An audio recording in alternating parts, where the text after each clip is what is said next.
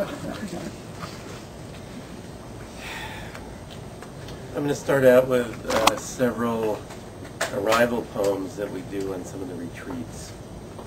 And I'm usually not in a very present state of mind when I first show up at retreats, so a lot of these reflect that. Arrival. This is from Lahaina in the summer of 2005. Ever in a state of here but not here, I arrive with tent not in hand. Instead, I hug a bundle of pine whose tar pitch smell escaped the palate, my thumbnails still twanging from the delinquent hammer. And I feel like Diogenes, bringer of light, not yet lit. Feeling the full weight of my 52 years, I've come to the water's edge and can go no further.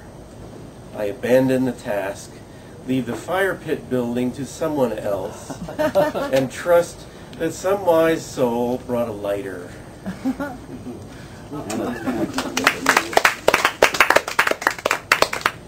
They've given us a little edge on this podium now, so stuff doesn't slide off. This is a big addition here. That's a big addition. This is an arrival poem from a short gathering we had at the Maui Canoe Club Beach in Kihei from about 2 years ago. I'm too aware of my blood thrumming to be here. The pulsing agitation in my arteries persists, riding the artifice of sugar, a self-medicating dose prior to arrival on this prow-like dune. I face west into the wind, the stiff wind. I puff and vibrate like a windsock and ponder what it is that's filling me up and wonder whose future that is coming at me. This is another arrival poem from about 5 years ago. Wound too tight tonight, jangled, tapped out, hopped up, massage me, Ma'alaya. Tight shouldering, smoldering, I gravitate to fire. Discarded wood, revered, releasing the purr of red earth. Paint me, sense me, massage me, burn me.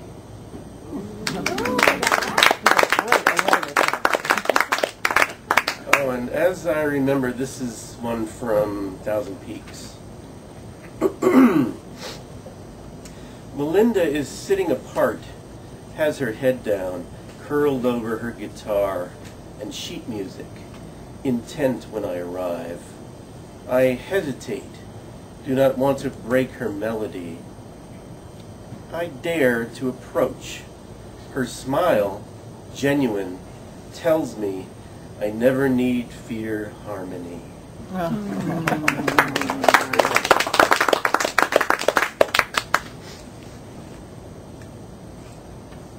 This is an arrival poem, but I also call this Not Camping.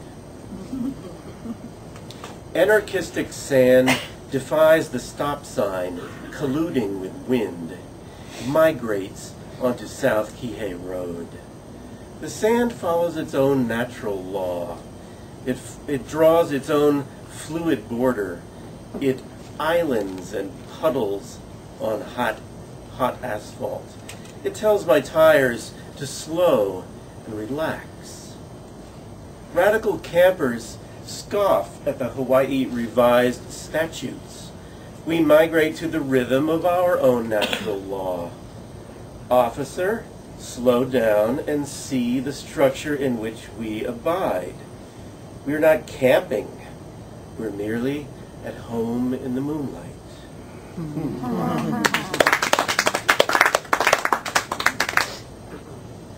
And here's a real quickie from a couple years ago.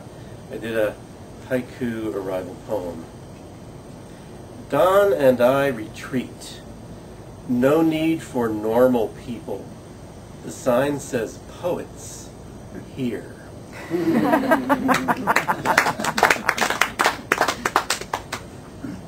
This is from just a few months ago, a Christmas poem that I wrote for Monty. Mountain, montaña, mount, imposing, unfathomable, formidable, towering, majestic, sharp, dazzling, dangerous, pointy, commanding, striking, magnetic, daunting, impenetrable, perhaps not impenetrable. Microbial clock taps in slow riot of scuff, of whisper, of thump and rasp, verbing of rock face, abrading, aching, obligatory scour thud, indelicate grind of yaw and chaw. In granite inviolate, washed in tumble dust, plunge the calamitous cruel, burnishes, the sharp carve, buffeted to trembling curve, in silent quake of falling, of topple skid. Rounding, rounding, smoothing, overthrow complete, wreckage quieted in dust wallow, waiting. Detritus becomes valley floor, tired alluvia, cradled in a state of becoming. In a state of becoming the fertile plain from which springs mountain. What is microbial? Microbial? Little microbes. Little Oh, microbial. Okay. And the I thought it title? was just crobial. What was the title? For Monty. Oh, I thought it was Rocky. And this is going back 9 years. This is one that I was inspired to write at work. It's called Decline. January. I circumnavigated the night, a watchman on my clockwork beat. The former CEO of Boeing shook my hand as if I was his most valued engineer. "You're a wonderful person," he gloried, without guile, without walls. It was good. March. The former CEO of Boeing wagged his hand, waving to me as if I was his toddler granddaughter, his smile swallowing big, unspoken words. It was endearing. April. Tonight I passed across his tidy lawn, my usual parade of one, and the former CEO of Boeing blew baby kisses at me. I waved without pausing, instructed him to enjoy his evening, and kept moving forward, and wondered at the speed and efficiency of the arrival of dusk.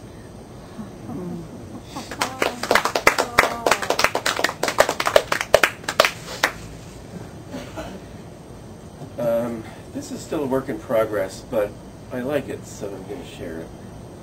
It's from some old challenge we had at some point called "What Color is the Wind?"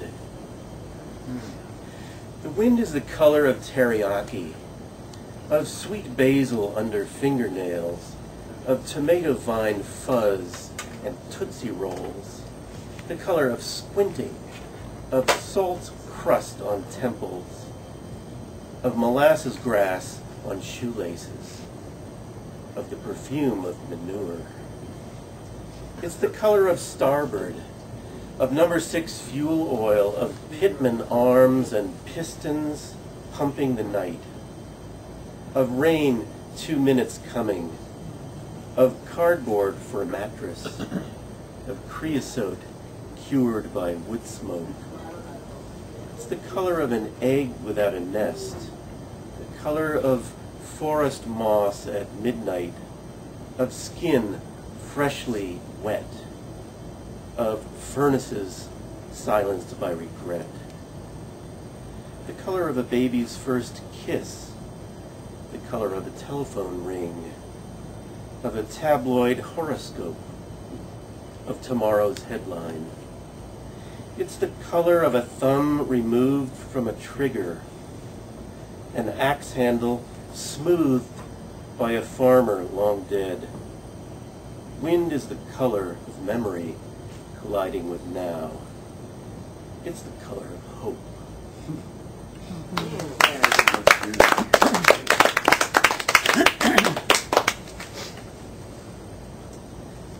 This is fairly new as well, but many of you have heard it. It's called New Zealand. Never been there, but I can see it. A city called Christchurch, but the rounded green hills, that's mostly what I see. Grasslands on craggy hills rolling. Its island self. Sheep, more sheep than people, and smiling people hiking, taking deep breaths. And it's quiet, and there's wind. Green. It's like Ireland, I guess, but maybe steeper. And Bill was going there for a month. He said, always wanted to see New Zealand, he said. So off he went.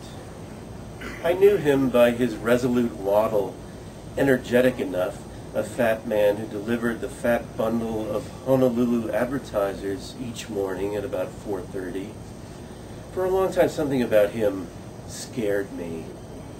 I was disturbed by his saying he left his family in New Jersey and moved alone to Maui.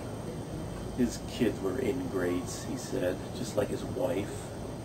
All he had provided. That break with his past disturbed me. Didn't want to look at that. Might be too much like me. He gave me his card. I didn't call. I grew to avoid him. I'd see his van enter the gate and stand silently in the shadows. Didn't want that contact. Eventually, I outgrew that stage. After all, we were fellow night cats on the night shift. 15 years, 16 years. Jovial he was. Mr. Wilson, he'd say. Grumpy and good-natured. He'd reply, same old shit, when I asked how he was doing. Pleasantly predictable. He started trimming down. Looking good, I said. It hit me that he'd stopped saying same old shit. A woman filled in for him for the New Zealand trip. She zipped in with those Honolulu advertisers and scrammed. Routine. Weeks. One night I flagged her down in the parking lot. When's Bill coming back? I'm sorry. He died 5 weeks ago. He was filled with cancer. I said I was sorry. I didn't know. On the steep, grassy slopes, outnumbered by sheep.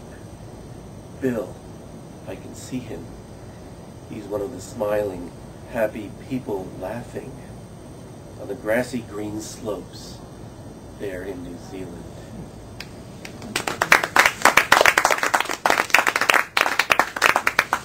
It's only 9 hours away. Go.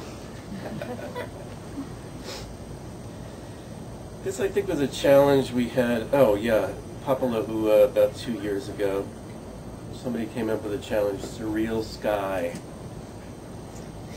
Soup simmers on this midnight stove in our seaside kitchen. We swim into its thickness, become one with the broth, as one awkward slice of carrot sails overhead. We wonder whether the chef will favor what seasonings we bring to the mix. Wow. Yeah, we do.